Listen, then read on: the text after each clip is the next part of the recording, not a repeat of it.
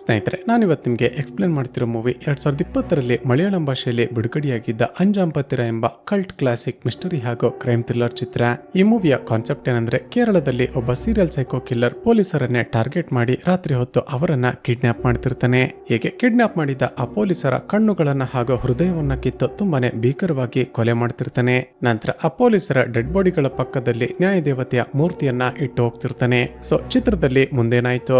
ಆ serial killer ಪೊಲೀಸರನ್ನೇ target ಮಾಡಿ ಇಷ್ಟೊಂದು ಭೀಕರವಾಗಿ ಕೊಲೆ ಮಾಡ್ತಿರೋದು ಯಾಕೆ? ಚಿತ್ರದ ಹೀರೋ ಆ ಸೀರಿಯಲ್ ಕಿಲ್ಲರ್ ನನ್ನ ಕಂಡುಹಿಡಿಯೋದಕ್ಕೆ ಏನೇನೆಲ್ಲ ಮಾಡ್ದ? ಹಾಗೂ ಚಿತ್ರವನ್ನ ನೋಡ್ತಾ ಹೋದಾಗೆ ನಮ್ಮ ಸಿಸ್ಟಮ್ ಬಗ್ಗೆ ನಮಗೇನೆ ಪ್ರಶ್ನೆ ಮೂಡಿಸುವ ಟ್ವಿಸ್ಟ್ ಗಳಾದ್ರೂ ಏನೆಂಬುದನ್ನ ಈ ವಿಡಿಯೋದಲ್ಲಿ ನೋಡ್ತಾ ಹೋಗೋಣ. ಚಿತ್ರದ ಮೊದಲ ಸೀನ್ನಲ್ಲಿ ಚಿತ್ರದ ಹೀರೋ ಆಗಿರುವ ಸೈಕ್ಯಾಟ್ರಿಸ್ಟ್ ಅನ್ವರ್ನನ್ನ ನೋಡ್ತೀವಿ.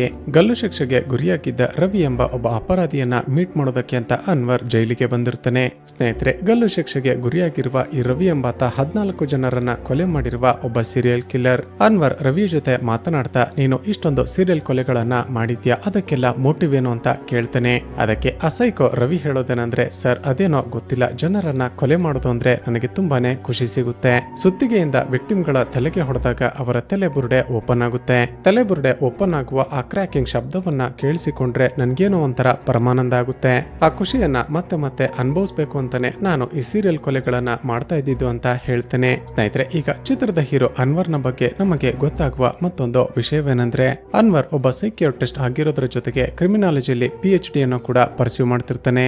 ಇದೇ ಕಾರಣಕ್ಕೇನೆ ಅನ್ವರ್ ಕೊಲೆ ಮಾಡಿರುವ ಕೈದಿಗಳ ಬಳಿ ಹೋಗಿ ಅವರನ್ನ ಇಂಟರ್ವ್ಯೂ ಮಾಡಿ ಅವರ ಪಾಯಿಂಟ್ ಆಫ್ ವ್ಯೂ ಅನ್ನ ಅರ್ಥ ಮಾಡಿಕೊಳ್ತಿರ್ತಾನೆ. ಇನ್ನು ಅನ್ವರ್ನ ಪರ್ಸನಲ್ ಲೈಫ್ ನ ಬಗ್ಗೆ ಹೇಳೋದಾದ್ರೆ, ಇವನ ಹೆಂಡತಿಯ ಹೆಸರು ಫಾತಿಮಾ. ಇವರಿಬ್ಬರಿಗೆ ಒಬ್ಬಳು ಮುದ್ದಾದ ಮಗಳು ಕೂಡ ಇರ್ತಾಳೆ. ಮರುದಿನ ಬೆಳಿಗ್ಗೆ ಅನ್ವರ್ ತನ್ನ ಫ್ರೆಂಡ್ ಆಗಿರುವ ACP ಅನಿಲ್ ಮಾಧವನ್ನ ಮೀಟ್ ಮಾಡೋದಕ್ಕೆ ಅಂತ ಹೋಗ್ತಾನೆ. ಅನ್ವರ್ ಆಗಾಗ ಪೊಲೀಸ್ ಡಿಪಾರ್ಟ್ಮೆಂಟ್ ಗೆ ಕನ್ಸಲ್ಟೆಂಟ್ ಕ್ರಿಮಿನಾಲಜಿಸ್ಟ್ ಆಗಿ ಕೆಲಸ ಕೂಡ ಮಾಡ್ತಿರ್ತಾನೆ. ಇಲ್ಲಿಗೆ ಸೀನ್ ಕಟ್ ಆಗಿ ಕೆಲವು ದಿನಗಳ ನಂತರ ಅಬ್ರಾಹಿಂ ಎಂಬ ಒಬ್ಬ DSP ತನ್ನ ಡ್ಯೂಟಿ ಮುಗಿಸಿಕೊಂಡು ರಾತ್ರಿ ಹೊತ್ತು ಮನೆಗೆ ಹೋಗ್ತಿರ್ತಾನೆ. ಅಬ್ರಾಹಿಂ ಇನ್ನೇನು ಮನೆಯನ್ನ ರೀಚ್ ಆಗ್ತಾನೆ ಅನ್ನುವಷ್ಟರಲ್ಲಿ ಮನೆಯ ಮುಂದೆ ಒಂದು ವ್ಯಾನ್ ನಿಂತಿರೋದನ್ನ ನೋಡ್ತಾನೆ. ಹತ್ತಿರ ಹೋದಾಗ ವ್ಯಾನ್ ನ ಒಳಗಡೆಯಿಂದ ವಿಚಿತ್ರವಾದ ಮ್ಯೂಸಿಕ್ ಪ್ಲೇ ಆಗ್ತಿರುತ್ತೆ. ಹತ್ತಿರ ಹೋಗಿ ನೋಡಿದಾಗ ಅದರ ಒಳಗಡೆಯಿಂದ ಒಬ್ಬ ತೋಳದ ಮಾಸ್ಕ್ ಅನ್ನ ಹಾಕಿಕೊಂಡಿದ್ದ ವ್ಯಕ್ತಿ ಹೊರಗಡೆ ಬರ್ತಾನೆ. ಯಾರ್ ನೀನು ಅಂತ ಕೇಳುವಷ್ಟರಲ್ಲಿ ಅಬ್ರಾಹಂನ ಹಿಂದೆಯಿಂದ ಬಂದ ಮತ್ತೊಬ್ಬ ವ್ಯಕ್ತಿ ಹಾಯ್ ಅಂತ ಹೇಳ್ತಾನೆ. ಹಾಗೂ ಇಲ್ಲಿಗೆ ಈ ಸೀನ್ ಕಟ್ ಆಗುತ್ತೆ. ಮರುದಿನ ಬೆಳಿಗ್ಗೆ ಸಿಟಿಯ ಔಟ್ಸ್ಕರ್ಟ್ ನಲ್ಲಿ ಅಬ್ರಾಹಂನ ಡೆಡ್ ಬಾಡಿ ಬಿದ್ದಿರೋದನ್ನ ನೋಡಿದ ಜನರು ಪೊಲೀಸರಿಗೆ ಇನ್ಫಾರ್ಮ್ ಮಾಡ್ತಾರೆ. ಈ ವಿಷಯ ಗೊತ್ತಾಗ್ತಿದ್ದ ಹಾಗೆ ಅನಿಲ್ ಅನ್ವರ್ನನ್ನ ಕರೆದುಕೊಂಡು ಸ್ಪಾಟ್ಗೆ ಹೋಗ್ತಾನೆ. ಡೆಡ್ ಬಾಡಿಯನ್ನ ಚೆಕ್ ಮಾಡಿದ ಫಾರೆನ್ಸಿಕ್ ಆಫೀಸರ್ ಗಳು ಅನಿಲ್ಗೆ ಒಂದು ಶಾಕಿಂಗ್ ವಿಷಯವನ್ನ ರಿವೀಲ್ ಮಾಡ್ತಾರೆ. ಸರ್, ಆ ಕೊಲೆಗಾರ ಅಬ್ರಾಮ್ ಅವರನ್ನ ತುಂಬಾನೇ ಬ್ರೂಟಲ್ ಆಗಿ ಕೊಲೆ ಮಾಡಿದ್ದಾನೆ. ಅಬ್ರಾಮ್ ನ ಬಾಡಿಯಿಂದ 2 ಕಣ್ಣುಗಳು ಹಾಗೂ ಹೃದಯ ಮಿಸ್ಸಿಂಗ್ ಆಗಿದೆ. ಹಾಗೂ ಡಾಗ್ ಸ್ಕ್ವಾಡ್ ಅನ್ನ ಮಿಸ್ಲೀಡ್ ಮಾಡೋದಕ್ಕೆ ಅಂತ ಡೆಡ್ ಬಾಡಿಯ ಸುತ್ತ ಒಂದು ಕೆಮಿಕಲ್ ಅನ್ನ ಸ್ಪ್ರೇ ಮಾಡಿದ್ದಾರೆ. ಸರ್, ಸ್ಪಾಟ್ ಅಲ್ಲಿ ನಮ್ಗೆ ಯಾವುದೇ ಎವಿಡೆನ್ಸ್ ಗಳು ಸಿಗ್ತಿಲ್ಲ, ಇದೊಂದು ಕ್ಲೀನ್ ಮರ್ಡರ್ ಅಂತ ಹೇಳ್ತಾರೆ.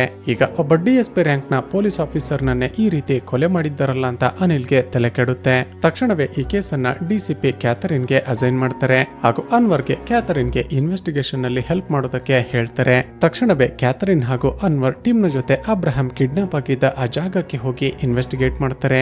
ಆದ್ರೆ ಆ ಜಾಗದಲ್ಲಿ ಯಾವುದೇ CCTV ಕ್ಯಾಮೆರಾಗಳೇ ಇಲ್ಲದ ಕಾರಣ ಅಲ್ಲಿ ಯಾವುದೇ ಕ್ಲೂಗಳು ಸಿಗೋದೇ ಇಲ್ಲ.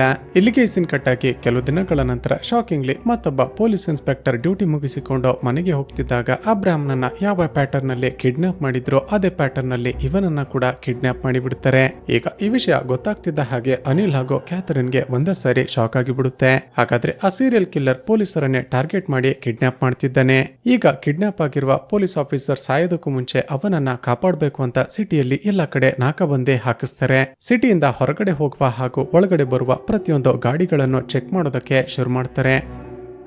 ಮರುದಿನ ಬೆಳಿಗ್ಗೆ ಪಲ್ಸನ್ ಎಂಬ ಒಬ್ಬ ಸಬ್ ಇನ್ಸ್ಪೆಕ್ಟರ್ ಪೊಲೀಸ್ ಸ್ಟೇಷನ್ ಹಿಂದ್ಗಡೆ ಯೂರಿನ್ ಪಾಸ್ ಮಾಡೋದಕ್ಕೆ ಅಂತ ಹೋಗಿರ್ತಾನೆ. ಆಗ ಅಲ್ಲೇ ಇದ್ದ ಕಸದ ರಾಶಿಯ ಬಳಿ ನ್ಯಾಯದೇವತೆಯ ಮೂರ್ತಿ ಇರೋದನ್ನ ನೋಡ್ತಾನೆ. ಈ ಮೂರ್ತಿಯನ್ನ ಇಲ್ಲಿಗೆ ತಂದು ಇಟ್ಟವ್ರ್ಯಾರು ಅಂತ ಹತ್ತಿರ ಹೋಗಿ ನೋಡಿದಾಗ ಶಾಕಿಂಗ್ಲಿ ಹಿಂದಿನ ದಿನ ಕಿಡ್ನಾಪ್ ಆಗಿದ್ದ ಆ ಪೊಲೀಸ್ ಆಫೀಸರ್ನ ಡೆಡ್ ಬಾಡಿ ಬಿದ್ದಿರುತ್ತೆ. ಇದನ್ನ ನೋಡಿದ ಪಲ್ಸನ್ ಹೆದರಿಕೊಂಡು ಜೋರಾಗಿ ಕಿರುಚಿ ಬಿಡುತ್ತಾನೆ. ತಕ್ಷಣವೇ ಓಡಿ ಬಂದ ಕ್ಯಾಥರಿನ್ ಹಾಗೂ ಇತರೆ ಪೊಲೀಸರಿಗೆ ಮತ್ತೊಬ್ಬ ಪೊಲೀಸ್ ಆಫೀಸರ್ನ ಕೊಲೆಯಾಗಿರೋದನ್ನ ನೋಡಿ ಮತ್ತಷ್ಟು ಶಾಕ್ ಆಗುತ್ತೆ. ತಕ್ಷಣ ಡೆಡ್ ಬಾಡಿಯನ್ನ ಪೋಸ್ಟ್ ಮಾರ್ಟಮ್ ಮಾಡಿ ಮಾಡಿಸಿದಾಗ ಮತ್ತೊಂದು ಶಾಕಿಂಗ್ ವಿಷಯ ಗೊತ್ತಾಗುತ್ತೆ. ಅದೇನಂದ್ರೆ ಈ ಬಾರಿ ಆ ಸೀರಿಯಲ್ ಕಿಲ್ಲರ್ ಈ ಆಫೀಸರ್ ಬದುಕಿರುವಾಗಲೇ ಇವನ ಕಣ್ಣುಗಳನ್ನ ಹಾಗೂ ಹೃದಯವನ್ನ ಕಿತ್ತಿದ್ದಾನೆ.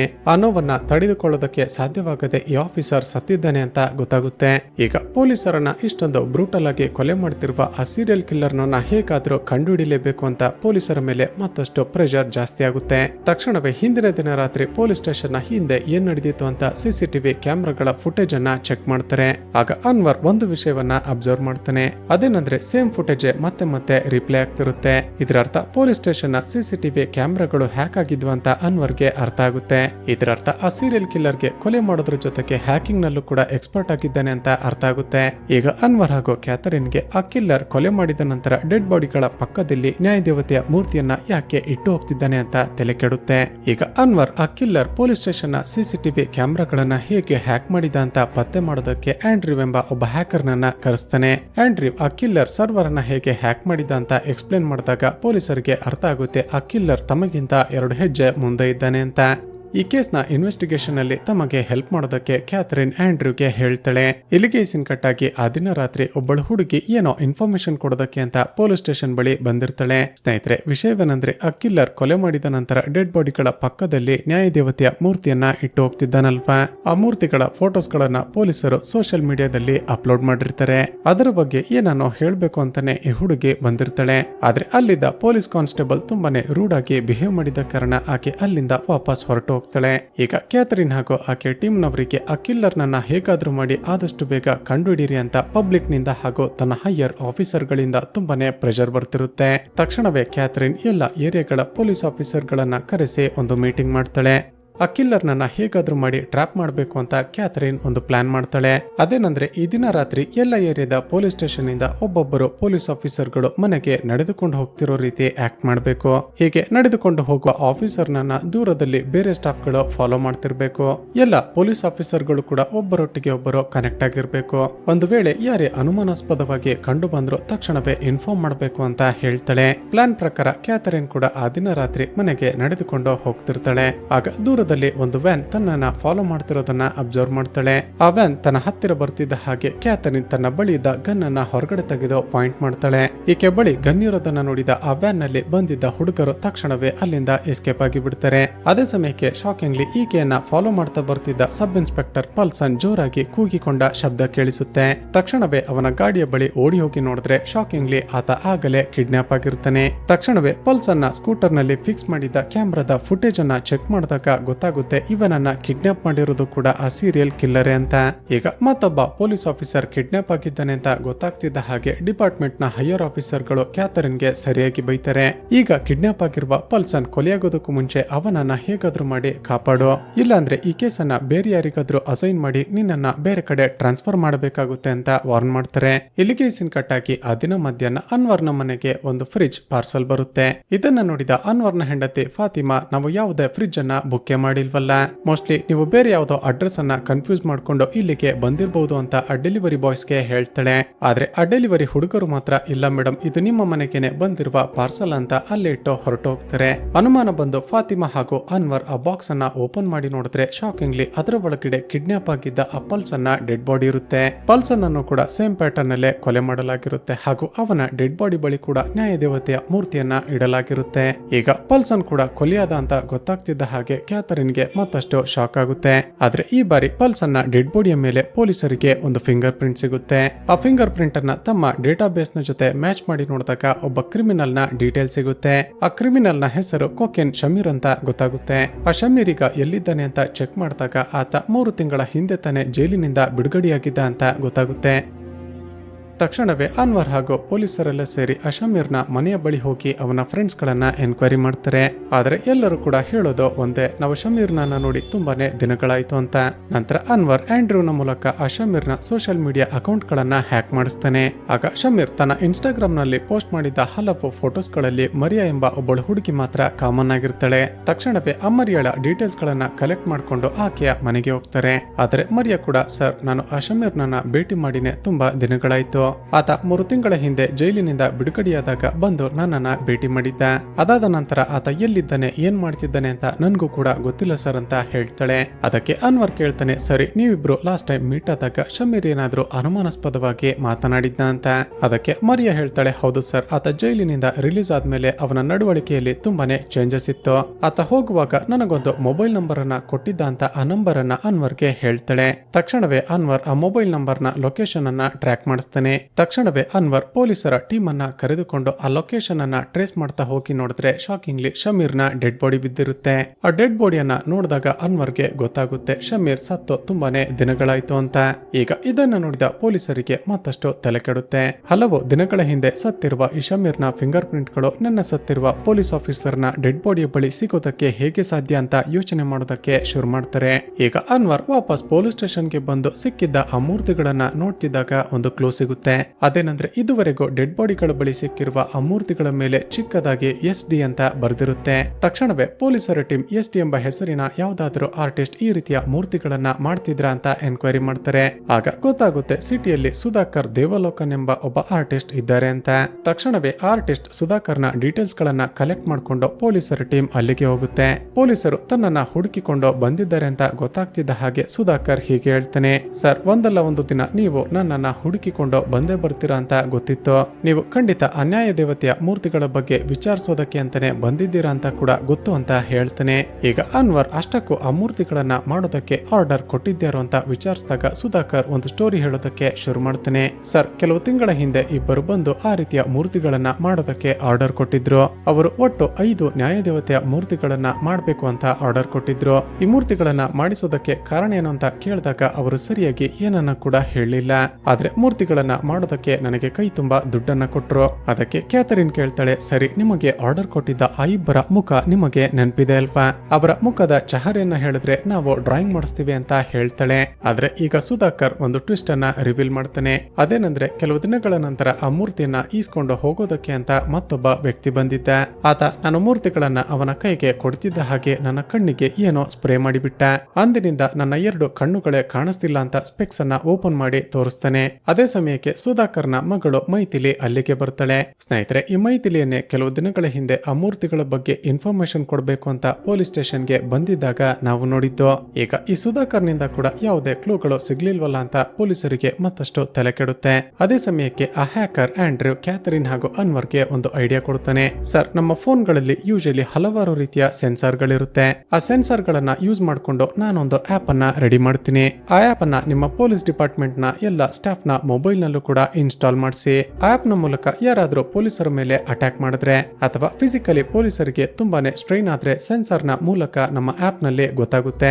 ಆಗ ಆ ಪೊಲೀಸರನ್ನ ಫೈಂಡ್ ಔಟ್ ಮಾಡಿ ತಕ್ಷಣ ಹೋಗಿ ನಾವು ಅವರನ್ನ ಸೇವ್ ಮಾಡಬಹುದು ಅಂತ ಹೇಳ್ತೇನೆ. ಇಲ್ಲಿಗೆ ಸೀನ್ ಕಟ್ ಆಗಿ ಮರುದಿನ ರಾತ್ರಿ ಆ ಇಬ್ಬರು ಕಿಡ್ನಾಪರ್ಸ್ ಶರತ್ ಚಂದ್ರ ಎಂಬ ಇನ್ಸ್ಪೆಕ್ಟರ್ ಮನೆಗೆ ಬರ್ತಾರೆ. ಆದ್ರೆ ಫಿಸಿಕಲಿ ತುಂಬಾನೇ ಸ್ಟ್ರಾಂಗ್ ಆಗಿದ್ದ ಶರತ್ ಚಂದ್ರ ಅವರಿಬ್ಬರ ಜೊತೆ ಫೈಟ್ ಮಾಡೋದಕ್ಕೆ ಶುರು ಮಾಡ್ತಾನೆ. ಆದ್ರೆ ಕೊನೆಗೂ ಆ ಇಬ್ಬರು ಕಿಡ್ನಾಪರ್ಸ್ ಶರತ್ ಚಂದ್ರನನ್ನ ಕಿಡ್ನಾಪ್ ಮಾಡೇ ಬಿಡ್ತಾರೆ. ಈ ಕಡೆ ಆಂಡ್ರ್ಯೂ ಹಾಗೂ ಅನ್ವರ್ಗೆ ಆ ಆಪ್ ನ ಮೂಲಕ ಶರತ್ ಚಂದ್ರ ಕಿಡ್ನಾಪ್ ಆಗಿದ್ದಾನೆ ಅಂತ ಗೊತ್ತಾಗುತ್ತೆ. ತಕ್ಷಣವೇ ಅನ್ವರ್ ಪೊಲೀಸರನ್ನ ಕರೆದುಕೊಂಡು ಶರತ್ ಚಂದ್ರನ ಮನೆಗೆ ಹೋಗ್ತಾನೆ. ಆದ್ರೆ ಈ ಬಾರಿ ಪೊಲೀಸರಿಗೆ ಒಂದು ಸ್ಪಿನ್ನರ್ ಸಿಗುತ್ತೆ. ಮರುದಿನ ಬೆಳಿಗ್ಗೆ ನೋಡಿದ್ರೆ ಶಾಕಿಂಗ್ಲಿ ಒಬ್ಬಳು ಮಹಿಳೆ ಶರತ್ ಚಂದ್ರನ ಡೆಡ್ ಬಾಡಿಯನ್ನ ವೀಲ್ ಚೇರ್ ನ ಮೇಲಿಟ್ಕೊಂಡು ಒಂದು ಮೆಟ್ರೋ ಸ್ಟೇಷನ್ ನ ಒಳಗಡೆ ಬರ್ತಾಳೆ. ವೀಲ್ ಚೇರ್ ನ ಮೇಲೆ ಕೂತಿದ್ದ ಶರತ್ ಚಂದ್ರನನ್ನ ನೋಡಿದ ಯಾರಿಗೂ ಕೂಡ ಆತ ಸತ್ತಿದ್ದಾನೆ ಅಂತಾನೆ ಅನುಮಾನ ಬರೋದಿಲ್ಲ. ಸ್ವಲ್ಪ ಸಮಯದ ನಂತರ ಅಲ್ಲಿಗೆ ಬಂದ ಮೆಟ್ರೋ ಟ್ರೈನ್ ನ ಒಳಗಡೆ ಆ ಡೆಡ್ ಬಾಡಿಯನ್ನು ಇಟ್ಟು ಆ ಮಹಿಳೆ ಅಲ್ಲಿಂದ ಎಸ್ಕೇಪ್ ಆಗಿ ಬಿಡ್ತಾಳೆ. ಸ್ವಲ್ಪ ಸಮಯದ ನಂತರ ಪೊಲೀಸರಿಗೆ ಶರತ್ ಚಂದ್ರನ ಡೆಡ್ ಬಾಡಿ ಮೆಟ್ರೋದ ಒಳಗಡೆ ಸಿಕ್ತು ಅಂತ ಗೊತ್ತಾಗ್ತಿದ್ದ ಹಾಗೆ ತಕ್ಷಣವೇ ಅಲ್ಲಿಗೆ ಹೋಗ್ತಾರೆ. ಆ ಕಿಲ್ಲರ್ ಈ ಕೊಲೆಯನ್ನ ಕೂಡ ಸೇಮ್ ಪ್ಯಾಟರ್ನ್ ನಲ್ಲೇ ಕೊಲೆ ಮಾಡಿರ್ತಾನೆ. ಈಗ ಬ್ಯಾಕ್ ಟು ಬ್ಯಾಕ್ ನಡೀತಿರುವ ಪೊಲೀಸ್ ಆಫೀಸರ್ ಗಳ ಕೊಲೆಗಳನ್ನ ನೋಡಿದ ಕಮಿಷನರ್ಗೆ ತುಂಬಾನೇ ಕೋಪ ಬರುತ್ತೆ. ತಕ್ಷಣವೇ ಈ ಕೇಸ್ ನಿಂದ ಕ್ಯಾಥರಿನ್ ಲನ್ನ ಡಿಸ್ಮಿಸ್ ಮಾಡಿ ಕೇಸ್ ಅನ್ನ ಪ್ರಕಾಶ್ ಎಂಬ ಆಫೀಸರ್ಗೆ ಅಸೈನ್ ಮಾಡ್ತಾರೆ. ಈ ಕಡೆ ಆ ದಿನ ಸಾಯಂಕಾಲ ಶರತ್ ಚಂದ್ರನ ಪೋಸ್ಟ್ ಮಾರ್ಟಮ್ ರಿಪೋರ್ಟ್ ಬಂದಿರುತ್ತೆ. ಆಗ ಗೊತ್ತಾಗೋದೇನೆಂದ್ರೆ ಶರತ್ ಚಂದ್ರ ಕಿಡ್ನಾಪ್ ಆಗೋದಕ್ಕೂ ಸ್ವಲ್ಪ ಸಮಯದ ಮುಂಚೆ ಹೈ BP ಟ್ಯಾಬ್ಲೆಟ್ ಅನ್ನ ನುಂಗಿರ್ತಾನೆ. ಇದನ್ನ ಕೇಳ್ತಿದ್ದ ಹಾಗೆ ಅನ್ವರ್ಗೆ ಸಡನ್ ಆಗಿ ಏನೋ ಫ್ಲಾಶ್ ಆಗುತ್ತೆ. ತಕ್ಷಣವೇ ಕ್ಯಾಥರಿನ್ ಮನೆಗೆ ಹೋಗಿ ತಾನು ಅಬ್ಸರ್ವ್ ಮಾಡಿರುವ ಪಾಯಿಂಟ್ಸ್ ಗಳನ್ನ ಹೇಳೋದಕ್ಕೆ ಶುರು ಮಾಡ್ತಾನೆ. ಮೇಡಮ್, ಇದುವರೆಗೂ ಕಿಡ್ನಾಪ್ ಆಗಿದ್ದ ಪೊಲೀಸರು ಯಾರು ಕೂಡ ಫಿಸಿಕಲಿ ವೀಕ್ ಆಗಿರ್ಲಿಲ್ಲ. ಆದರೂ ಕೂಡ ಆ ಕಿಲ್ಲರ್ ಪೊಲೀಸರನ್ನ ಅಷ್ಟೊಂದು ಈಸಿಯಾಗಿ ಕಿಡ್ನಾಪ್ ಮಾಡ್ತಿದ್ದ ಅಂದ್ರೆ ಇದರ ಅರ್ಥ ಆತ ಪೊಲೀಸರನ್ನ ಹಿಪ್ನೋಟೈಸ್ ಮಾಡ್ತಿದ್ದ. ಹೇಗಂದ್ರೆ ಮೊದಲಿಗೆ ಇದ್ದಕ್ಕಿದ್ದ ಹಾಗೆ ತೋಳದ ಮಾಸ್ಕ್ ಅನ್ನ ಹಾಕಿಕೊಂಡು ಅವರ ಮುಂದೆ ಬಂದು ಪೊಲೀಸರನ್ನ ಹೆದರಿಸ್ತಿದ್ದ. ಹೀಗೆ ಹೆದರಿದಾಗ ಪೊಲೀಸರ BP ಲೋ ಅಥವಾ ತುಂಬಾ ಹೈ ಆಗುತ್ತೆ. ಆಗ ತಕ್ಷಣವೇ ಆ ಕಿಲ್ಲರ್ ತನ್ನ ಹಿಪ್ನೋಟೈಸ್ ಪ್ರೋಸೆಸ್ ಅನ್ನ ಸ್ಟಾರ್ಟ್ ಮಾಡಿ ಪೊಲೀಸರನ್ನ ಹಿಪ್ನೋಟೈಸ್ ಮಾಡ್ತಿದ್ದ. ಆದ್ರೆ ಆಫೀಸರ್ ಶರತ್ ಚಂದ್ರನ ಕೇಸ್ ಸ್ವಲ್ಪ ಡಿಫರೆಂಟ್ ಇದೆ. ಕಿಡ್ನಾಪರ್ಸ್ ಶರತ್ ಚಂದ್ರನ ಮನೆಗೆ ಹೋಗಿ ಅವನನ್ನ ಕಿಡ್ನಾಪ್ ಮಾಡೋದಕ್ಕೂ ಸ್ವಲ್ಪ ಸಮಯದ ಮುಂಚೆ ಆತ BP ಟ್ಯಾಬ್ಲೆಟ್ ಅನ್ನ ತೆಗೆದುಕೊಂಡಿದ್ದ. ಕಿಡ್ನಾಪರ್ಸ್ ಶರತ್ ಚಂದ್ರನನ್ನ ಹೆದರಿಸಿ ಅವನನ್ನ ಕಿಡ್ನಾಪ್ ಮಾಡೋದಕ್ಕೆ ಟ್ರೈ ಮಾಡಿದ್ದಾರೆ. ಆದ್ರೆ ಶರತ್ ಚಂದ್ರನ BP ಸ್ಟೇಬಲ್ ಆಗಿದ್ದ ಕಾರಣ ಆತ ಅವರ ಜೊತೆ ಫೈಟ್ ಬ್ಯಾಕ್ ಮಾಡಿದ್ದಾನೆ. ಆತ ಫೈಟ್ ಮಾಡ್ತಿದ್ದಾಗಲೇ ಮೊಬೈಲ್ ನ ಸೆನ್ಸಾರ್ ನ ಮೂಲಕ ನಮಗೆ ಗೊತ್ತಾಗಿದ್ದು ಅವನ ಮೇಲೆ ಯಾರೋ ಅಟ್ಯಾಕ್ ಮಾಡ್ತಿದ್ದಾರೆ ಅಂತ. ಮೇಡಮ್, ಇದರ ಅರ್ಥ ಆ ಕಿಲ್ಲರ್ ಟೆಕ್ನಿಕಲಿ ತುಂಬಾನೇ ಅಡ್ವಾನ್ಸ್ ಆಗಿರೋದ್ರ ಜೊತೆಗೆ ಆತನಿಗೆ ಹಿಪ್ನೋಟೈಸ್ ಮಾಡೋದಕ್ಕೂ ಕೂಡ ಬರುತ್ತೆ ಅಂತ ಹೇಳ್ತೇನೆ. ಆದ್ರೆ ಕ್ಯಾಥರಿನ್ ಈಗ ಈ ಕೇಸ್ ನಿಂದ ಡಿಸ್ಮಿಸ್ ಆಗಿದ್ದ ಕಾರಣ ಅನ್ವರ್ಗೆ ಯಾವುದೇ ಹೆಲ್ಪ್ ಮಾಡೋದಕ್ಕೆ ಸಾಧ್ಯ ಆಗೋದಿಲ್ಲ. ಮರುದಿನ ಬೆಳಿಗ್ಗೆ ಅನ್ವರ್ನ ಮಗಳು ಮನೆಯಲ್ಲಿ ಆಟವಾಡ್ತಿದ್ದಾಗ ಆಕೆಯ ಕೈಯಲ್ಲಿ ಸ್ಪಿನ್ನರ್ ಅನ್ನ ನೋಡ್ತಾನೆ. ಅದನ್ನ ನೋಡ್ತಿದ್ದ ಹಾಗೆ ಲಾಸ್ಟ್ ಟೈಮ್ ಕಿಡ್ನಾಪ್ ಆಗಿದ್ದ ಶರತ್ ಚಂದ್ರನ ಮನೆಯಲ್ಲಿ ಇದೇ ರೀತಿ ಸ್ಪಿನ್ನರ್ ಸಿಕ್ಕಿತ್ತಲ್ವಾ ಅಂತ ಫ್ಲಾಶ್ ಆಗುತ್ತೆ. ತಕ್ಷಣವೇ ಪೊಲೀಸ್ ಸ್ಟೇಷನ್ಗೆ ಹೋಗಿ ಇದುವರೆಗೂ ಅರೆಸ್ಟ್ ಮಾಡಿದ್ದ ಯಾವ್ಯಾವ ಕ್ರಿಮಿನಲ್ಗಳು ಈ ರೀತಿಯ ಸ್ಪಿನ್ನರ್ ಗಳನ್ನ ಯೂಸ್ ಮಾಡ್ತಿದ್ರು ಅಂತ ಚೆಕ್ ಮಾಡ್ತಾನೆ. ಆಗ ಮಂಜೂರನ್ ಎಂಬ ಒಬ್ಬ ಕ್ರಿಮಿನಲ್ ನ ಫೈಲ್ ಸಿಗುತ್ತೆ. ಇವನ ಹಿಸ್ಟರಿ ಏನು ಅಂತ ಚೆಕ್ ಮಾಡೋದಕ್ಕೆ ಶುರು ಮಾಡ್ತಾನೆ. ಇಲ್ಲಿಗೆ ಸೀನ್ ಕಟ್ ಆಗಿ ಚಿತ್ರದಲ್ಲಿ ಆ ಮಂಜೂರನ್ನ ಸ್ಟೋರಿ ಏನು ಅಂತ ತೋರಿಸಲಾಗುತ್ತೆ. ಸ್ನೇಹಿತರೆ, ಈ ಮಂಜೂರನ್ ಚಿಕ್ಕ ವಯಸ್ಸಿನಿಂದಲೇ ತುಂಬಾನೇ ವಿಚಿತ್ರ ಕ್ಯಾರೆಕ್ಟರ್ ನ ಹುಡುಗ ಆಗಿರ್ತಾನೆ. ಈತನಿಗೆ ಯಾವಾಗ್ಲೂ ಕೂಡ ವೈಲೆನ್ಸ್ ತುಂಬಿರುವ ಮೂವೀಸ್ ಗಳನ್ನ ಹಾಗೂ ವಿಡಿಯೋಸ್ ಗಳನ್ನ ನೋಡೋದು ಅಂದ್ರೆ ತುಂಬಾನೇ ಇಷ್ಟ ಇರುತ್ತೆ. ಜೊತೆಗೆ ಟೆಕ್ನಾಲಜಿಯಲ್ಲಿ ತುಂಬಾನೇ ಇಷ್ಟ ಇದ್ದ ಈ ಮಂಜೂರನ್ US ಗೆ ಹೋಗಿ B.Tech ಅನ್ನ ಕಂಪ್ಲೀಟ್ ಮಾಡಿರ್ತಾನೆ. ವಾಪಸ್ ಇಂಡಿಯಾಗೆ ಬಂದ ನಂತರ ಹ್ಯಾಕಿಂಗ್ ನಲ್ಲಿ ಇಂಟ್ರೆಸ್ಟ್ ಬಂದು ಜನರ ಡಿವೈಸ್ ಗಳನ್ನ ಹ್ಯಾಕ್ ಮಾಡೋದಕ್ಕೆ ಶುರು ಮಾಡಿರ್ತಾನೆ. ಜೊತೆಗೆ ಒಂದು ದಿನ ಈ ಮಂಜೂರನ್ ಡಾರ್ಕ್ ವೆಬ್ ನ ಒಳಗಡೆ ಹೋಗಿ ಟಾರ್ಚರ್ ವಿಡಿಯೋಸ್ ಗಳನ್ನ ನೋಡ್ತಿರೋದನ್ನ ಇವನ ತಂದೆ ತಾಯಿ ನೋಡಿಬಿಡ್ತಾರೆ.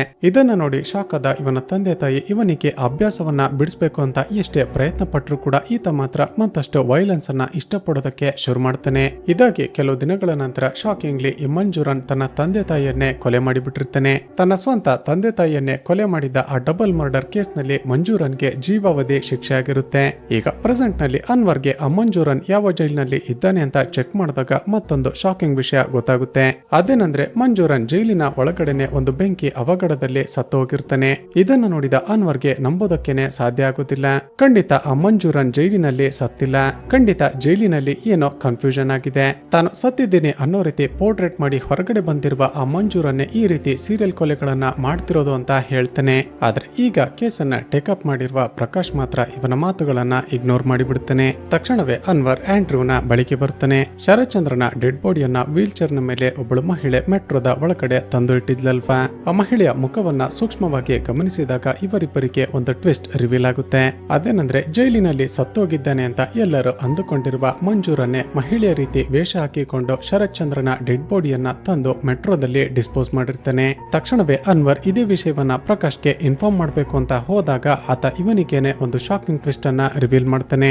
ಅನ್ವರ್ ಸ್ವಲ್ಪ ಸಮಯದ ಮುಂಚೆ ಆ ಮಂಜೂರನ್ ಹಾಗೂ ಅವನ ಪಾರ್ಟ್ನರ್ ಆಗಿದ್ದ ಅರವಿಂದ್ ಎಂಬಾತ ಸತ್ತೋಗಿದ್ದಾರೆ. ನಿನ್ನೆ ನೀನು ನನ್ನ ಬಳಿ ಬಂದು ಆ ಮಂಜೂರನ್ ಬಗ್ಗೆ ಇನ್ಫಾರ್ಮ್ ಮಾಡಿದೆ ಅಲ್ವಾ. ಸ್ವಲ್ಪ ಸಮಯದ ನಂತರ ನನಗೂ ಕೂಡ ಅವನ ಮೇಲೆ ಡೌಟ್ ಬಂದು ಆತ ಈಗ ಎಲ್ಲಿದ್ದಾನೆ ಅಂತ ಪತ್ತೆ ಮಾಡಿಸ್ದೆ. ಪೊಲೀಸರು ಅಲ್ಲಿಗೆ ಹೋಗಿ ಚೆಕ್ ಮಾಡಿದಾಗ ಆತ ತನ್ನ ಪಾರ್ಟ್ನರ್ ಜೊತೆ ಆತ್ಮಹತ್ಯೆ ಮಾಡಿಕೊಂಡಿದ್ದಾನೆ ಅಂತ ಗೊತ್ತಾಯ್ತು.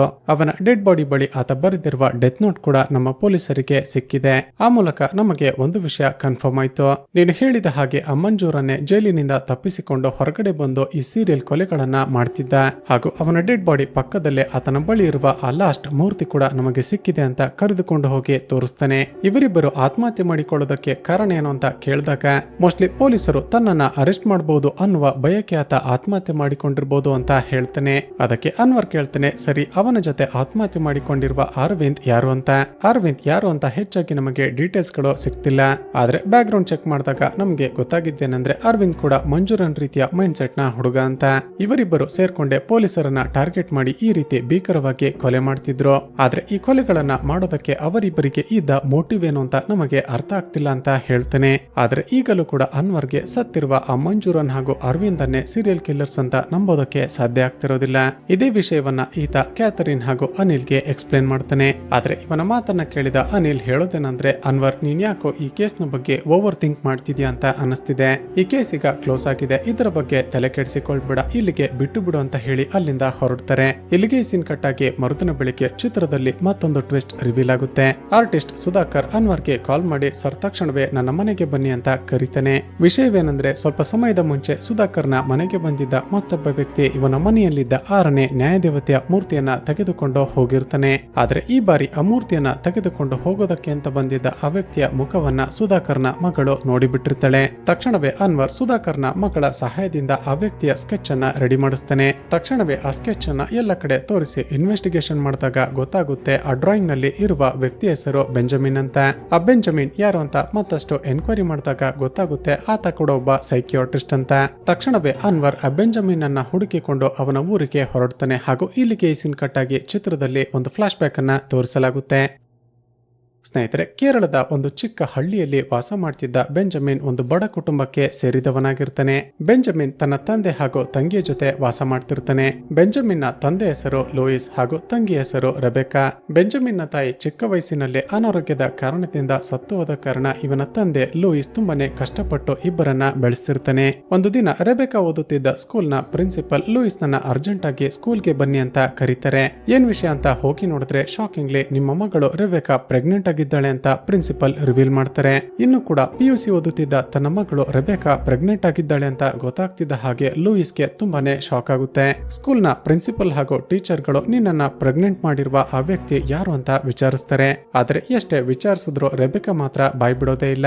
ಆ ದಿನ ರಾತ್ರಿ ಲೂಯಿಸ್ ತನ್ನ ಮಗಳಿಗೆ ಊಟ ಕೊಡೋದಕ್ಕೆ ಅಂತ ರೂಮ್ಗೆ ಹೋಗಿದ್ದಾಗ ರೆಬೆಕಾ ದುಃಖವನ್ನ ತಡೆದುಕೊಳ್ಳೋದಕ್ಕೆ ಸಾಧ್ಯವಾಗದೆ ನಿಜವಾಗಿಯೂ ನಡೆದದ್ದೇನೋ ಅಂತ ಹೇಳ್ತಾಳೆ. ಸ್ನೇಹಿತರೆ, ರೆಬೆಕಾಳನ್ನ ಪ್ರೆಗ್ನೆಂಟ್ ಮಾಡಿರುವ ಆ ವ್ಯಕ್ತಿ ಬೇರೆ ಯಾರು ಅಲ್ಲ, ಅದೇ ಊರಿನ ಚರ್ಚ್ ನ ಫಾದರ್ ಆಗಿರುವ ಫ್ರಾಂಕೋಗೆ ಆ ಊರಲ್ಲಿ ತುಂಬಾನೇ ಇನ್ಫ್ಲೂಯೆನ್ಸ್ ಇದ್ದ ಕಾರಣ ರೆಬೆಕಾ ಈ ವಿಷಯವನ್ನ ಬೇರೆಯವರಿಗೆ ಹೇಳಿಕೊಳ್ಳೋದಕ್ಕೆ ಹೆದರಿಕೊಳ್ತಿರ್ತಾಳೆ. ಇದರಿಂದ ಕೋಪಗೊಂಡ ಲೂಯಿಸ್ ತನ್ನ ಮಗ ಬೆಂಜಮಿನ್ ಅನ್ನ ಕರೆದುಕೊಂಡು ಆ ಫ್ರಾಂಕೋನ ಮೇಲೆ ಕಂಪ್ಲೇಂಟ್ ಕೊಡೋದಕ್ಕೆ ಅಂತ ಪೊಲೀಸ್ ಸ್ಟೇಷನ್ಗೆ ಹೋಗ್ತಾನೆ. ಸ್ನೇಹಿತರೆ, ಈಗ ರಿವೀಲ್ ಆಗುವ ಟ್ವಿಸ್ಟ್ ಏನ್ ಗೊತ್ತಾ? ಆಗ ಆ ಊರಿನ ಪೊಲೀಸ್ ಸ್ಟೇಷನ್ ನ ಇನ್ಚಾರ್ಜ್ ಆಗಿದ್ದು ಅನ್ವರ್ನ ಫ್ರೆಂಡ್ ಆಗಿರುವ ಅನಿಲ್, ಜೊತೆಗೆ ಶರತ್ ಚಂದ್ರ ಅದೇ ಪೊಲೀಸ್ ಸ್ಟೇಷನ್ ನಲ್ಲಿ ಸಬ್ ಇನ್ಸ್ಪೆಕ್ಟರ್ ಆಗಿ ಕೆಲಸ ಮಾಡ್ತಿದ್ದ. ಅನಿಲ್ ಲೂಯಿಸ್ ಕೊಡ್ತಿದ್ದ ಕಂಪ್ಲೇಂಟ್ ಅನ್ನ ತೆಗೆದುಕೊಳ್ಳದೆ ಸೀದಾ ಆ ಫಾದರ್ ಫ್ರಾಂಕೋ ಬಳಿ ಹೋಗ್ತಾನೆ. ಆಬ್ವಿಯಸ್ಲಿ ಫಾದರ್ ಫ್ರಾಂಕೋ ಈ ಕೇಸ್ ಹೊರಗಡೆ ಬಾರದ ಹಾಗೆ ನೋಡ್ಕೊಂತ ಇವನಿಗೆ ಸಾಕಷ್ಟು ದುಡ್ಡನ್ನ ಕೊಡ್ತಾನೆ. ಲಂಚ ಇಸ್ಕೊಂಡ ಅನಿಲ್ ಶರತ್ ಚಂದ್ರನನ್ನ ಕರೆದುಕೊಂಡು ಸೀದಾ ಲೂಯಿಸ್ ನ ಮನೆಗೆ ಬರ್ತಾನೆ. ಲೂಯಿಸ್ ಹಾಗೂ ಬೆಂಜಮಿನ್ಗೆ ಸರಿಯಾಗಿ ಹೊಡೆದು ನಿನ್ನ ಮಗಳ ಮೇಲೆ ಅತ್ಯಾಚಾರ ಮಾಡಿದ್ದು ನೀನೆ ಅಂತ ಒಪ್ಕೋ ಅಂತ ಪ್ರೆಷರ್ ಮಾಡ್ತಾನೆ. ತನ್ನ ಮಗಳಿಗೆ ಈತ ಏನಾದ್ರೂ ಹೆಚ್ಚು ಕಡಿಮೆ ಮಾಡಿ ಬಿಡಬಹುದು ಅಂತ ಹೆದರಿಕೊಂಡ ಲೂಯಿಸ್ ತನ್ನ ಮಗಳ ಮೇಲೆ ಅತ್ಯಾಚಾರ ಮಾಡಿದ್ದು ನಾನೇ ಅಂತ ಒಪ್ಪಿಕೊಂಡು ಬಿಡ್ತಾನೆ. ಈ ಕಡೆ ಈ ವಿಷಯ ಗೊತ್ತಾಗ್ತಿದ್ದ ಹಾಗೆ ಚರ್ಚ್ ನ ಸಿಸ್ಟರ್ ಗಳು ಬಂದು ರೆಬೆಕಾಳನ್ನ ಕರೆದುಕೊಂಡು ಹೊರಟು ಹೋಗ್ತಾರೆ. ಮತ್ತೊಂದು ಕಡೆ ಜೈಲ್ಗೆ ಹೋಗಿದ್ದ ಲೂಯಿಸ್ ಅವಮಾನವನ್ನ ಸಹಿಸಿಕೊಳ್ಳೋದಕ್ಕೆ ಸಾಧ್ಯವಾಗದೆ ಜೈಲಿನಲ್ಲೇ ಆತ್ಮಹತ್ಯೆ ಮಾಡಿಕೊಂಡು ಸತ್ತು ಹೋಗ್ತಾನೆ. ಹೀಗೆ ತನ್ನ ತಂದೆಯನ್ನ ಕಳೆದುಕೊಂಡು ತಂಗಿಯಿಂದ ದೂರದ ಬೆಂಜಮಿನ್ ಒಂದು ರೀತಿ ಡಿಪ್ರೆಷನ್ಗೆ ಹೊರಟೋಗಿರ್ತಾನೆ. ಇದಾಗಿ ಹಲವು ವರ್ಷಗಳ ನಂತರ ಒಬ್ಬ ವ್ಯಕ್ತಿ ಬೆಂಜಮಿನ್ ಅನ್ನ ಅಡಾಪ್ಟ್ ಮಾಡಿಕೊಂಡು ಅವನಿಗೆ ಒಳ್ಳೆ ಎಜುಕೇಶನ್ ಅನ್ನ ಕೊಡಿಸಿರ್ತಾನೆ. ಬೆಂಜಮಿನ್ ಬೆಳೆದು ದೊಡ್ಡವನಾದ ನಂತರ US ಗೆ ಹೋಗಿ ಸೈಕಾಲಜಿಯಲ್ಲಿ ಮಾಸ್ಟರ್ಸ್ ಅನ್ನ ಕೂಡ ಕಂಪ್ಲೀಟ್ ಮಾಡಿರ್ತಾನೆ. ಆದ್ರೆ ಈಗ ಬೆಂಜಮಿನ್ ಎಲ್ಲಿದ್ದಾನೆ, ಏನ್ ಮಾಡ್ತಿದ್ದಾನೆ ಅಂತ ಆ ವ್ಯಕ್ತಿಗೂ ಕೂಡ ಗೊತ್ತಿರೋದಿಲ್ಲ. ಈ ಕಡೆ ಅನ್ವರ್ಗೆ ಈ ರೀತಿ ಸೀರಿಯಲ್ ಕೊಲೆಗಳು ಸ್ಟಾರ್ಟ್ ಆಗೋದಕ್ಕೆ ಕಾರಣನೇ ತನ್ನ ಫ್ರೆಂಡ್ ಅನಿಲ್ ಅಂತ ಗೊತ್ತಾಗಿ ತುಂಬಾನೇ ಶಾಕ್ ಆಗುತ್ತೆ. ಹಾಗೂ ಇಷ್ಟು ದಿನ ಅನಿಲ್ ಒಬ್ಬ ಹಾನೆಸ್ಟ್ ಪೊಲೀಸ್ ಆಫೀಸರ್ ಅಂತ ಅನ್ವರ್ ಅಂದುಕೊಂಡಿದ್ದ. ಆದ್ರೆ ಆತ ನೋಡಿದ್ರೆ ದುಡ್ಡಿನ ಆಸೆಗೆ ಫ್ರಾಂಕೋ ಮಾಡಿದ ಅತ್ಯಾಚಾರವನ್ನ ಲೂಯಿಸ್ ನ ಮೇಲೆ ಹಾಕಿದ್ದ ಅಂತ ಗೊತ್ತಾಗಿ ತುಂಬಾನೇ ಬೇಜಾರಾಗುತ್ತೆ. ತಕ್ಷಣವೇ ಅನ್ವರ್ ಅನಿಲ್ಗೆ ಕಾಲ್ ಮಾಡಿ ತಾವು ಯಾವಾಗಲೂ ಭೇಟಿ ಮಾಡುವ ಜಾಗಕ್ಕೆ ಅರ್ಜೆಂಟ್ ಆಗಿ ಬಾ ಅಂತ ಕರೀತಾನೆ. ಅನ್ವರ್ ಹೇಳಿದಂತೆ ಅನಿಲ್ ಆ ಜಾಗಕ್ಕೆ ಹೋಗಿ ನಾನು ರೀಚ್ ಆದೆ ಅಂತ ಮೆಸೇಜ್ ಕಳಿಸ್ತಾನೆ. ಸರಿ ಅಂತ ಅನ್ವರ್ ಕೂಡ ಆ ಜಾಗಕ್ಕೆ ಹೋಗಿ ನೋಡಿದ್ರೆ ಶಾಕಿಂಗ್ಲಿ ಅಲ್ಲಿ ಅನಿಲ್ ಇರೋದೇ ಇಲ್ಲ. ಅದೇ ಸಮಯಕ್ಕೆ ಅನ್ವರ್ನ ಮೊಬೈಲ್ಗೆ ಒಂದು ಅನ್ನೋನ್ ನಂಬರ್ ನಿಂದ ಮೆಸೇಜ್ ಬರುತ್ತೆ. ಅದರಲ್ಲಿ I am here to answer ಅಂತ ಬರೆದಿರುತ್ತೆ. ಇದರ ಅರ್ಥ ಖಂಡಿತ ಆ ಬೆಂಜಮಿನ್ ಅನಿಲ್ ನನ್ನ ಕಿಡ್ನಾಪ್ ಮಾಡಿದ್ದಾನೆ ಅಂತ ಅನ್ವರ್ಗೆ ಅರ್ಥ ಆಗುತ್ತೆ. ಅದೇ ಸಮಯಕ್ಕೆ ಪಕ್ಕದ ರಸ್ತೆಯಲ್ಲಿ ಒಂದು ವ್ಯಾನ್ ಹೋಗ್ತಿದೆ ಅಂತ ಅನ್ವರ್ಗೆ ಗೊತ್ತಾಗುತ್ತೆ. ತಕ್ಷಣವೇ ಅನ್ವರ್ ಆ ವ್ಯಾನ್ ಅನ್ನ ಫಾಲೋ ಮಾಡೋದಕ್ಕೆ ಶುರು ಮಾಡ್ತಾನೆ. ಇಲ್ಲಿಗೆ ಸೀನ್ ಕಟ್ ಆಗಿ ನಂತರದ ಸೀನ್ ನಲ್ಲಿ ನಾವು ನೋಡ್ತೀವಿ ಆ ಬೆಂಜಮಿನ್ ಅನಿಲ್ ನನ್ನ ಕಟ್ಟಿ ಹಾಕಿರ್ತಾನೆ. ಇನ್ನೇನು ಬೆಂಜಮಿನ್ ಅನಿಲ್ಗೆ ಟಾರ್ಚರ್ ಮಾಡಿ ಅವನನ್ನ ಸಾಯಿಸಿ ಬಿಡ್ಬೇಕು ಅನ್ನೋಷ್ಟರಲ್ಲಿ ಅನ್ವರ್ ಹಾಗೂ ಇತರೆ ಪೊಲೀಸರು ಅಲ್ಲಿಗೆ ಬಂದು ಬಿಡ್ತಾರೆ. ಆದ್ರೆ ಫಿಸಿಕಲಿ ತುಂಬಾನೇ ಸ್ಟ್ರಾಂಗ್ ಆಗಿದ್ದ ಬೆಂಜಮಿನ್ ಅಲ್ಲಿಗೆ ಬಂದಿದ್ದ ಎಲ್ಲರಿಗೂ ಸರಿಯಾಗಿ ಹೊಡೆದು ಬಿಡ್ತಾನೆ. ಅನ್ವರ್ ನನ್ನ ಇನ್ನೇನೋ ಸಾಯಿಸಿ ಬಿಡ್ತಾನೆ ಅನ್ನುವಷ್ಟರಲ್ಲಿ ಹಿಂದಿನಿಂದ ಬಂದ ಕ್ಯಾಥರಿನ್ ಬೆಂಜಮಿನ್ ನ ತಲೆಗೆ ಹೊಡೆದು ಬಿಡ್ತಾಳೆ. ನಂತರ ಪೊಲೀಸರು ಬೆಂಜಮಿನ್ ಅನ್ನ ಅರೆಸ್ಟ್ ಮಾಡಿಕೊಂಡು ಎಳೆದುಕೊಂಡು ಬರ್ತಾರೆ. ಈ ಕಡೆ ಫೈಟಿಂಗ್ ನಲ್ಲಿ ಗಾಯಗೊಂಡು ಆಸ್ಪತ್ರೆಗೆ ಅಡ್ಮಿಟ್ ಆಗಿದ್ದ ಅನ್ವರ್ ಬಳಿ ಅನಿಲ್ ಬರ್ತಾನೆ. ಆಬ್ವಿಯಸ್ಲಿ ಅನ್ವರ್ಗೆ ಅನಿಲ್ ಎಂತಹ ಕೆಟ್ಟ ವ್ಯಕ್ತಿ ಅಂತ ಗೊತ್ತಾಗಿತ್ತಲ್ವಾ. ಅದೇ ಕೋಪದಲ್ಲಿ ಅನಿಲ್ ನಿನ್ನಿಂದಾಗಿನೇ ಡಿಪಾರ್ಟ್ಮೆಂಟ್ ನ ಬೇರೆ ಪೊಲೀಸರು ಕೂಡ ಸತ್ತು ಹೋದ್ರು. ನಾನು ನಿನ್ನನ್ನ ನನ್ನ ಫ್ರೆಂಡ್ ಅಂದುಕೊಂಡು ನೀನೊಬ್ಬ ಒಳ್ಳೆ ಮನುಷ್ಯ ಅಂತ ಅಂದುಕೊಂಡಿದ್ದೆ. ಆದ್ರೆ ನೀನು ನೋಡಿದ್ರೆ ಲಂಚದ ಆಸೆಗೆ ಈ ರೀತಿಯ ಕೆಲಸವನ್ನ ಮಾಡಿದ್ದೆ ಅಂತ ನನಗೆ ನಂಬೋದಕ್ಕೇನೆ ಸಾಧ್ಯವಾಗ್ತಿಲ್ಲ ಅಂತ ಬೈತೇನೆ. ಆದ್ರೆ ಅನಿಲ್ ಮಾತ್ರ ಅನ್ವರ್ಗೆ ರಿಕ್ವೆಸ್ಟ್ ಮಾಡ್ತಾ ದಯವಿಟ್ಟು ಈ ವಿಷಯವನ್ನ ಯಾರ ಬಳಿ ಕೂಡ ಹೇಳೋದಕ್ಕೆ ಹೋಗ್ಬೇಡ ಅಂತ ಬೇಡಿಕೊಳ್ತಾನೆ. ಈ ಕಡೆ ಕ್ಯಾಥರಿನ್ ಹಾಗೂ ಆಕೆ ಟೀಮ್ ನವರು ಬೆಂಜಮಿನ್ ಅನ್ನ ಎನ್ಕ್ವೈರಿ ಮಾಡಿದಾಗ ಸಾಕಷ್ಟು ವಿಷಯಗಳು ಗೊತ್ತಾಗಿರುತ್ತವೆ.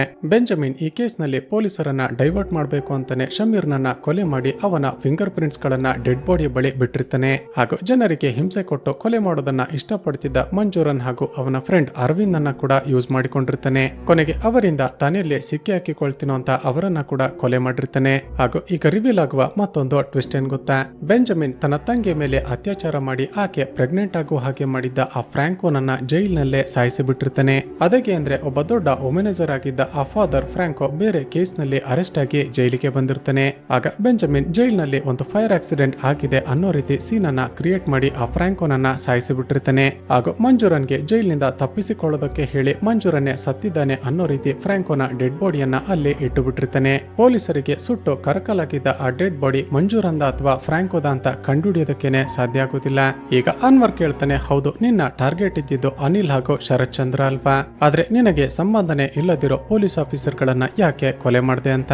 ಅದಕ್ಕೆ ಬೆಂಜಮಿನ್ ನಗುತ್ತಾ ಹೇಳ್ತಾನೆ, ನಾನೇನಾದ್ರೂ ಡೈರೆಕ್ಟ್ ಆಗಿ ಅನಿಲ್ ಹಾಗೂ ಶರತ್ ಚಂದ್ರನನ್ನ ಕೊಲೆ ಮಾಡಿದ್ರೆ ಪೊಲೀಸರಿಗೆ ನನ್ನ ಮೇಲೆ ಈಸಿಯಾಗಿ ಅನುಮಾನ ಬರ್ತಿತ್ತು. ಪೊಲೀಸರನ್ನ ಡೈವರ್ಟ್ ಮಾಡೋದಕ್ಕೆ ಅಂತಾನೆ ಯಾವುದೇ ಸಂಬಂಧ ಇಲ್ಲದಿರೋ ಇಬ್ಬರು ಪೊಲೀಸರನ್ನ ಕೊಲೆ ಮಾಡಿದೆ. ಆದ್ರೂ ಕೂಡ ನೀನು ಹೇಗೋ ಮಾಡಿ ನನ್ನನ್ನ ಕಂಡು ಹಿಡಿದು ಬಿಟ್ಟೆ ಅಂತ ಹೇಳ್ತಾನೆ. ಈಗ ಅನ್ವರ್ ಹೇಳ್ತಾನೆ, ನೀನು ಎಷ್ಟೇ ಪ್ರಯತ್ನ ಪಟ್ರು ಅನಿಲ್ ನನ್ನ ಸಾಯಿಸೋದಕ್ಕೆ ಸಾಧ್ಯ ಆಗ್ಲಿಲ್ಲ ಅಂತ.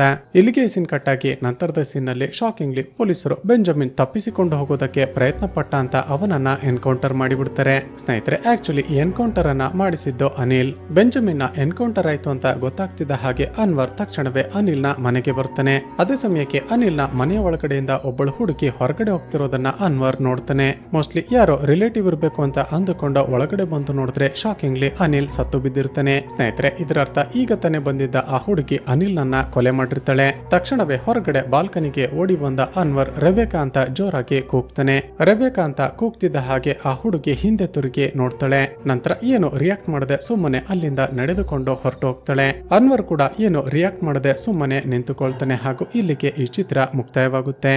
ಸ್ನೇಹಿತರೆ, ಚಿತ್ರದ ಕತೆ ಇಷ್ಟವಾಗಿದ್ರೆ ಈ ವಿಡಿಯೋಗೆ ಒಂದು ಲೈಕ್ ಮಾಡಿ ಶೇರ್ ಮಾಡೋದನ್ನ ಮರೆಯಬೇಡಿ. ಇದೇ ರೀತಿಯ ವಿಡಿಯೋಸ್ಗಾಗಿ ಈ ಚಾನಲ್ ಅನ್ನ ಸಬ್ಸ್ಕ್ರೈಬ್ ಮಾಡಿಕೊಂಡು ಪಕ್ಕದಲ್ಲಿರುವ ಬೆಲ್ ಐಕಾನ್ ಅನ್ನ ಕ್ಲಿಕ್ ಮಾಡಿ.